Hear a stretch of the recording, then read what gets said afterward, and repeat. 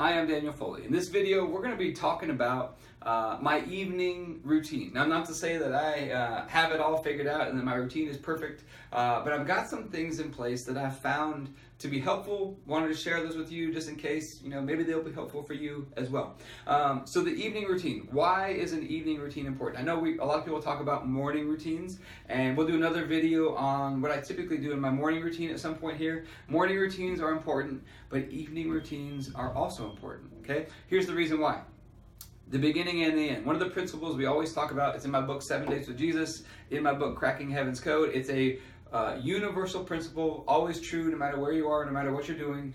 If the beginning and the end of anything are in the correct place, everything in the middle will tend to work out. Why is that a rule? Why is that a principle? Jesus is the beginning and the end. I'm the Alpha and the Omega, the beginning and the end. If the beginning and the end of anything are in the correct place, everything in the middle tends to work its way out. So we can have a good morning routine, we have a good evening routine. If we sandwich those, bookend them on the day, everything in the middle tends to work its way out. Now, another reason why we want to focus on the evening routine is a couple reasons here. So the beginning and the end of the day, we talk about morning and evening is important. Beginning and the end of the day actually all happens in the evening in the Jewish culture, okay? In the Jewish culture, it says that there was evening and there was morning in the book of Genesis. And so they say that the day in the Jewish culture actually starts at sundown, okay? It doesn't start in the morning. The day in the Jewish culture actually starts at sundown. It starts in the evening. So the way you are closing out your day to before the sun goes down is the end of the day. The start of the day is actually after the sun goes down, okay? Before you go to bed. So that's the new beginning of the day. So actually the beginning and the end of the day are really actually all in the evening. So your evening routine is very, very important. Okay? So let's talk about some of the things we do in the evening routine here. Number one, we try to eat dinner as a family as often as possible. So I've got 3 young kids right now. We try to eat dinner as a family as often as possible. There's something about coming around the table and everybody's sitting at the table that is just so great for family time and bonding and things like that. But it's interesting. You find a lot of research these days that shows that the number one indicator for children's success, how resilient they are, how well they handle bullying, their grades, their SAT scores, how well they are fully functioning kids, and how well they're doing, the greatest predictor of overall success for children is actually whether or not families eat meals together, okay? So we typically try to eat dinner together every evening. So somewhere between 5:30 probably and 6:30, we have dinner together every single night, okay? Or as often as possible, we try to do it. Not every single night, but probably 5 or 6 times a week we do it. Sometimes 7 days a week we do it. It's an important part of the family day. And one of the things we do, so we typically eat a balanced dinner. We don't go too into the nutrition right here. Nutrition is one of my other areas of expertise, I guess. I've been doing it a long time. We typically have a protein, chicken, fish, turkey, steak or red meat, whatever it may be. We have a big serving of vegetables, so it could be a salad or cooked vegetables. We typically have like some olive oil and vinegar type of dressing on the salad, and we might have some starch. It could be whole wheat spaghetti, it could be quinoa, it could be rice, it could be a sweet potato or potato, whatever it may be. That's typically what we have for dinner. But one of the things we do with dinner is we actually, as a family, we actually take communion together as a family. My kids and everybody, we do it every single night. Okay, my kids know, when it's dinner time, you get the grape juice, and you could use grape juice. Sometimes we use red wine for me and my wife. We use red wine or grape juice, a little bit of it. And we'll get matzah crackers and just break off pieces for everybody. And the kids know when it's dinner time, they go get the crackers, they get their juice ready to go, and we have that with dinner, and we have communion. Okay, we have it, and we talk about what is the significance of the juice, of the wine, of the bread. What is the significance of that? So the kids are in tune with that, and they know what's going on. Now, why do we take communion every day? A couple reasons. Number one, in my book, Cracking Heaven's Code, we talk about this idea of what I call the table turner. Okay, the table turner comes from the book of Esther. The Jewish people are about to be destroyed. The king writes a law that's going to basically destroy the Jewish people. And in those days, once a law was written, it could not be overturned. It could not be done away with. And so Queen Esther goes to the king and says, well, can you write a new law that would, turn the tables and give the Jewish people the right to attack anybody that tries to attack them. So this new law overrides the first law. Both laws are in effect. One overrides the second one. It turns the tables. One is above the other one now. And it turns the tables and it puts the Jewish people back in control. Now, the example I give in my book, Cracking Heaven's Code, is like the law of lift when you're talking about airplanes. The law of gravity keeps us down. The law of lift pulls us up. The law of lift supersedes the law of gravity and allows planes to fly. How does it do that? It does that by deflecting the flow of air across the wing of the airplane, which causes a change in pressure. One side has more pressure, one side has less pressure, which creates a vacuum that sucks the plane up into the air. So when you find the table turner is the one thing that produces 99% of the results in your life. It's the one thing that really matters. So what is this an example of? Jesus is the table turner. Jesus goes into the temple. We see him and he flips over the tables. Jesus is the table turner. Okay? So he says, he's talking to Mary and Martha, you're worried about many things, but only one thing really matters. Jesus is the table turner. The table turner is the one thing that produces all the results in your life. It's the one thing that really matters. It's the one thing that deflects the flow of pressure and causes your life to be lifted up into the air to the next level. And so what is the table turner? Is Jesus. What is the table turner? The number one table turner practical thing you can do in everyday life, I've learned, take communion every single day. Okay? Take communion every single day. We typically do it in the evening at dinner, and we do it as a family. We all come together and we participate in it together. The Bible talks about as often as you do this, okay, remember me. Okay, we're remembering him as a family together every single day. Now, one of the other things we typically try to do, our kids are younger, so it's not always the most effective right now, but I've found as far as creating connection, remember, family and relationships are about connection. Communication is important, but if you're not connecting with that, then it's not as effective. It's not going to be as effective at bonding as a family. So how do you connect? I had a friend of mine who's a pastor, and he built a pretty big church, and he said that he always does this with his family. We started to incorporate it with us. He says, I've learned two things. If you want to connect with people and you really want to know people, want to know what's going on in their life, you need to know two things. What is new? What are they excited about? What gets them going? What gets them excited? What gets them motivated? If you know that one thing, that's half of it. The other thing is, what are they frustrated about? What pushes their buttons? What gets them angry? What are they stressed about? What do they need to pray about? If you know those two things, you can connect with people because you know what pushes their buttons, you know what gets them excited. You can connect with people and you will know them at a much deeper level. So we go around the table. What's new?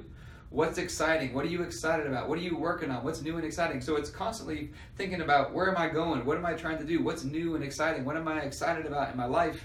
Number one, you could add thankful for is another way to do it. And then number two, what do you need to pray for? Is there anything you need to pray for today? Anything you're worried about? Anything you're stressed about? Anything that's frustrating you? What's on your mind? If you know those two things, you get to know people better. You will know your kids better. So a lot of times we'll go around the table and I'll say, what do you want to pray for? And they'll tell me about stuff that I didn't even know was going on in their life. Stuff that happened at school. I had no idea. Stuff comes out when you go around the table like that you didn't even know was on people's minds. Because sometimes you can be sitting right next to people, but you're in two different worlds. Okay? They're in a different world because they're thinking about something. They're rolling around some problem in their head. And if you can connect with them on that and you can begin to pray for it. So we'll take our communion. We will pray for everybody. We'll go around the table, not say we're perfect, and we do this every single night, but it's one of the things that we try to do and make it a regular practice. So that's one of the things that we try to do. After dinner, we have cleanup time and, getting the dishes done and cleaning everything up. And then in a perfect world, we try to spend some family time together, where we're playing games, we're reading, we're coloring, we're doing some things together. In a perfect world, I'll be honest, sometimes, they want to turn on the TV or we get tempted to get on our phones. We try not to do that, but I'm not saying that we never do. But in a perfect world, we spend some time together. The kids like music, they'll do music or dancing or whatever, things like that. And then in the evening, as we start to wind down, now it begins to turn to the next day. One of the things I forgot is sometime in the evening, depending on how you're doing emotionally that day, okay? It can be done through the prayer as you go around and talk about it, okay? But you want to, if you are in a negative emotional state, the Bible talks about don't let the sun go down on your anger. If you're angry, you're frustrated, you're worried, you're stressed, whatever, but you're overwhelmed, you got some kind of negative emotional state that's circulating around in your system. I talk about this in my book, Cracking Heaven's Code. When you have negative emotions stirring around in your system, emotions are like powder in the bottom of a glass. They're stored up in your heart, and they get stirred up. The Bible talks about these emotions get stirred up, they well up, they rise up, and you can feel them circulating in your system. You can feel these negative emotions circulating in your system.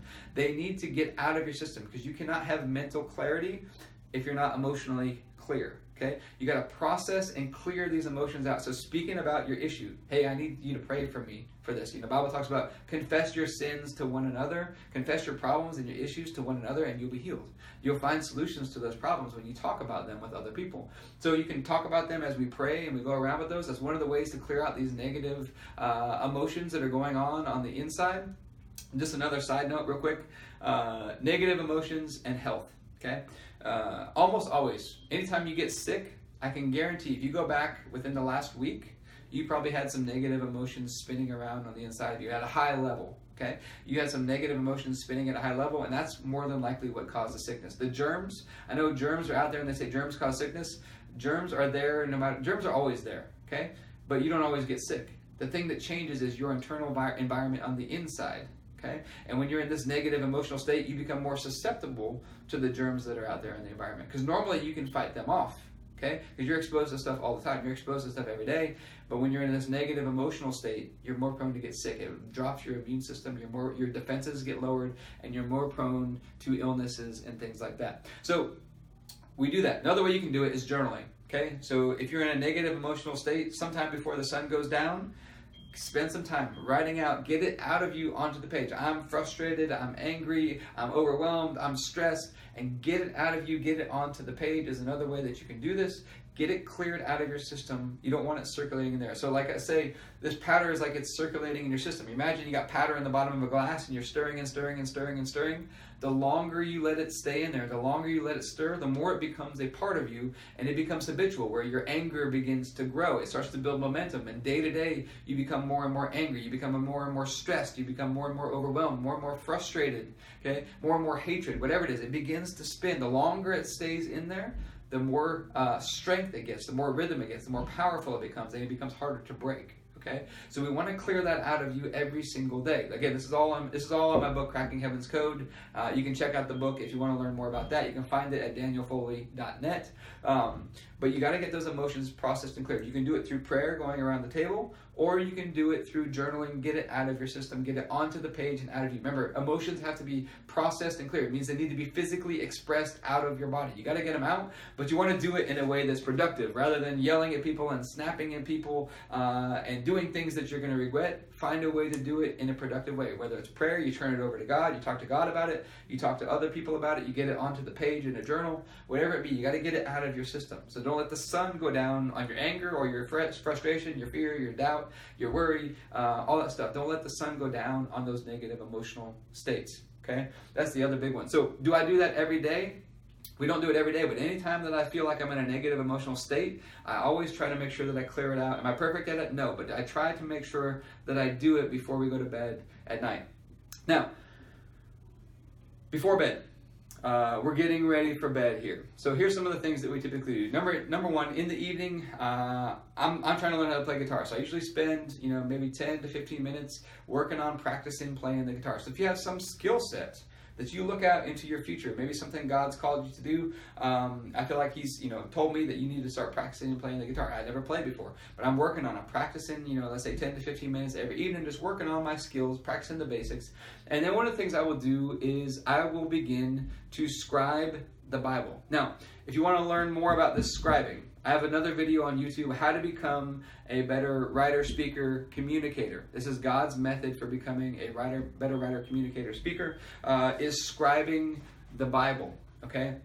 I first came across this concept. I was taking a marketing course, and the author, or the teacher of the marketing course, kept saying over and over, if you want to get really good at marketing, find really good sales letters that have converted well, and hand write them out, hand copy them, Okay? And you will get into the flow of what the author was thinking, his thought process on how to put together a very thoughtful sales letter. Well, immediately when he said that, I was reminded of in the Old Testament, there is a verse, I believe it's in Deuteronomy, where it says, whenever a new king of Israel took the throne, there was something very specific he had to do. He had to handwrite his own copy of the law. Okay? He had to handwrite it, and he was supposed to read out loud from it every single day. Why was he supposed to do that? So that he would not consider himself better than the people that he was leading. Okay? It would change his relationship. It would cause him to do two things. Number one, it would cause him to fear God and to obey God's commandments, to always have those on top of his mind, and to love other people better. Okay, it would change his perspective on the way he saw other people. It would cause him, love God, love your neighbor as yourself. It would cause him to do those two things by writing out his own copy, okay, his own handwritten copy of the Bible, basically, and to read out loud from it every single day. Well, when I first thought about that, I said, wait a minute, most of the New Testament is letters. We talk about sales letters. Most of the New Testament is letters. So I started working on it. It took me several months. It takes a long time to scribe, to write things out by hand. I bought a nice book, a nice journal with blank pages on it, and I started from Romans through the book of Revelation to scribe out the Bible. So I would spend a little bit of time scribing out all of those letters. Okay, and then once I was done, I went back in and I started to work on other sections of the Bible. Like right now, I'm in Psalms. So I do a little bit of scribing every night, maybe 10 to 15 minutes of scribing every single night, because it puts you into the flow of the author, which is the Holy Spirit, puts you into the flow of his thought process, the way he thinks. And it's going to change your relationship with God, change your relationship with people. Now, what I will always do, I will scribe it, and then whatever I wrote, I will read it out loud. Okay, I will work on reading it out loud. Reading it out loud, I came across this Rabbi Daniel Lapin. He said this is ancient Jewish wisdom. Okay, how do you become a better communicator, a better speaker? Okay, is you read out loud regularly from good books. And he says ideally the good book, the Bible, is the one you want to be reading from. So I read out loud from the Bible every single day. Now when I do my morning routine, which we'll talk about in another video, the handwritten copy of the New Testament that I have, I read from that. I read about 2 pages out loud from it every single morning. Okay, so I'm scribing in the evening, and then I'm reading it out loud. And then once I finish that, sometimes I'll do I'll read another page or two. I typically read my Bible just like a book. I read it from front to back like a book, and I typically go through it about 3 times a year. Just read the whole thing through front to back 3 times a year. And what I'll do is I'll read maybe 2 to 4 pages just of Bible after I do that. Okay. While I'm doing this, sometimes the kids are doing. Sometimes they do it with me. Actually, one of my daughters made her own scroll and started writing things out as well. It's a good way to teach them to write and to communicate and to love God, to love people, to become a better speaker. It's a good way to do that as well for them. But everybody, I think, needs to have their own handwritten copy of the New Testament. Okay, so I'll do that in the evening. And then once it's time for bed, one of the things that I learned from a 114-year-old man named Bernardo LaPaula, sometimes we'll do it right after dinner, sometimes we'll do it a little bit later in the evening, is I almost always eat a banana before bed. Bananas improve sleep, help you to sleep better. They increase serotonin in the body, which help you to fall asleep easily and to sleep better through the night. So a lot of times I'll have a banana, and sometimes I'll have some yogurt with honey with the banana, okay, or maybe a little bit of fruit mixed in there even with, or I'll have a banana, yogurt and honey kind of mixed together, because yogurt and honey, milk and honey is the place of rest as well, helps you to sleep better as well. So I typically have like yogurt, honey, and a banana before I go to bed. Okay, I have it either right after dinner sometimes, or I have it a little bit later in the evening. I try to leave a little bit of time before I go to bed. But the other thing that I'll do is a couple other things that I'll do. I will stretch before bed, okay? This is something I learned. I was going back, I had a time not too long ago where I actually injured my back. And I went back and started to reevaluate what I was doing. Thankfully, I know enough. If you want to learn how to fix your back, you can go check out my book, Cracking Heaven's Code. The principles are in there that I use to fix my back, okay? But some of the things that I learned is that I needed to be stretching before bed at night. When I was in college, I played college baseball. One of the best years I ever had in college baseball. The best year that I had, I was stretching every single night before bed. And the God began to make the connection to me. You want to have the best year of your life? Okay, in every area, stretch before bed. Okay, when you stretch, You just remember this: your spirit, your mind, and emotions, and your physical body are all connected. When you stretch your physical body, you're also stretching your mind. You're stretching your spiritual life. You are stretching everything. You know, the prayer of Jabez. You are expanding your borders in every way, mentally, physically, emotionally, and spiritually, when you stretch before you go to bed. Now, some of the other benefits: you sleep better. You have less joint pain. You feel better. You have more energy just by stretching before bed. You don't have to do anything fancy. I've got a typical routine that I do before bed. It's in my course, Foundations of Abundant Health. You'll find it in there if you want to find the stretching routine. Or if you go to FoleyHealthAndFitness.com, I think I've got a blog post about how I fix my back. I think I got some pictures of the stretches that I do on there at FoleyHealthAndFitness.com. I think the blog post is called How I'm Fixing My Back. So that was one of the methods that I use to fix my back, stretching before bed every single night. You'll sleep better, better energy, better mental clarity. You'll stretch yourself in every realm, okay? Is some of the benefits that you'll get by just stretching before you go to bed at night. It's an amazing thing. People, if you have joint pain at all, and you are not stretching before you go to bed, you're making a huge mistake. If you're jumping to ibuprofen and painkillers and surgery and doctor's appointments and all that before you stretch, before you go to bed, you just missed the boat. Okay, you are making a big mistake. You're wasting all this time and energy over here when all you probably need to do is start stretching more regularly before you go to bed. Now, for those of you that are already really bendy, I'm getting off track here a little bit. For those of you that are already really bendy, okay, the answer is probably not you need to stretch more. It's probably that you either need to do some like massage type of work, or you need to start exercising. You need to start doing some strength training, because flexibility and strength have to stay balanced together. If you have a balance there, you're going to have pain in your body. I'm getting off track. I'm getting into health and fitness. But that's some of the things that can be helpful there. And then before bed, another thing we would do. I got this tip again, 114-year-old Bernardo Lopalo. Every night before bed, I've learned this is a biblical principle. He would wash his feet before he would go to bed, dry them off, rub them down with a pumice stone to rub off any dead skin, and then he would rub his feet down with olive oil. Okay, I've seen several doctors that actually recommend patients to do this because it pulls toxins out of your body through your feet while you're sleeping. Okay, it detoxifies your body while you're sleeping, takes the load. I've seen a lot of doctors give this to patients that have liver issues because it takes a lot of load off the liver by the oils pull toxins out of your feet while you're sleeping. Now, biblically, Song of Solomon, the bride of Christ there, the bride says that she washes her feet before bed. Jesus says he who has had a bath still needs to wash his feet. So this is a biblical principle. You wash your feet before you go to bed. Okay, so this is the routine. We have dinner in the evening. We typically go around the table. We take communion all together. It's the table turner. We will spend a little bit of time having fun and playing together. At some point, I will start. But you got to make sure you process and clear emotions. Okay. We will spend a little bit of time doing some scribing, reading from it out loud, and we'll wash our feet before bed. My kids do it. My cat even knows when we go up to bed, the water turns on. He comes running up. He likes water for some reason. He knows that it's time to wash our feet. He knows the routine. We wash our feet, and then, you know, when it's bedtime with the kids, we'll read stories, we'll pray, we'll do some of those types of things, and then we'll go to bed. That's the evening routine. But we got some basic fundamentals that we do there. Eating together is a big one. Communion together. Connecting questions. Okay. Clearing emotions out. Okay. Scribe your Bible. Read from it out loud. Stretch. Wash your feet. Okay. I know it sounds like a lot for some of you, but if it sounds like too much, start implementing one thing. Okay. This evening routine is a miracle working routine. Amazing stuff starts to happen. You get into this routine. In another video, we'll go over morning routine, but you get the beginning and the end of anything in the right place. You get the beginning and the end. You put Jesus as the focus, beginning and the end of your day. Communion, emotions, scribing, connecting with the important people in your life. Can't go wrong with that kind of stuff. But I hope this helps. If you want to learn more, you can check out danielfoley.net. I'm talking about a lot of stuff that's in my book, Cracking Heaven's Code. You can find that book on Amazon, Cracking Heaven's Code, God's System for Restoring Abundant Health, or you can find it at danielfoley.net as well.